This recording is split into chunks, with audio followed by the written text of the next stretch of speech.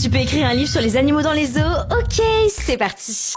Depuis toute petite, je suis passionnée par les animaux. Et comme beaucoup d'enfants, j'ai grandi avec cette image fabuleuse que les zoos sauveraient les animaux de leur milieu naturel et qu'ils seraient heureux en captivité. T'as vu Yuna l'ours? Mais à mes 19 ans, tout a basculé. C'est au cœur de Paris que j'ai fait la rencontre d'un animal qui allait bouleverser ma vie à jamais. Un animal qui deviendra l'icône de mon tout premier livre. Arrachée à sa famille et braconnée à l'âge de 3 ans dans sa forêt de Bornéo, elle est arrivée dans l'un des plus vieux zoos du monde le 16 juin 1972. Voici Nénette, une orang-outan âgée de 57 ans. Cet animal devrait vivre dans les grandes forêts de Bornéo et voici sa maison en captivité. Le jour où j'ai découvert son histoire, j'ai fondu en larmes devant la vitre. Ce jour-là, la petite Yuna passionnée par les animaux venait de voir son monde s'écrouler. Et c'est ainsi que j'ai décidé d'écrire un livre. Ces bébés nés en captivité n'ont pas leur place derrière des vitres. C'est à ce moment-là que je me suis demandé qu'est-ce que je peux faire pour vraiment aider Nénette. Yuna rencontre Nénette au zoo, c'est mon histoire, mon parcours de vie. Mais pour qu'il voit le jour, j'ai besoin de toi. Il faut que 150 exemplaires soient précommandés pour que le livre puisse voir le jour et être imprimé. Pour l'acheter, tu trouveras le lien de mon livre dans ma bio. Ce livre jeunesse permettra à la prochaine génération de comprendre l'une des choses les plus importantes à mes yeux. Qu'aimer un animal, ce n'est pas le voir enfermé. Et qu'aucun d'entre eux ne mérite d'être enfermé pour notre simple divertissement.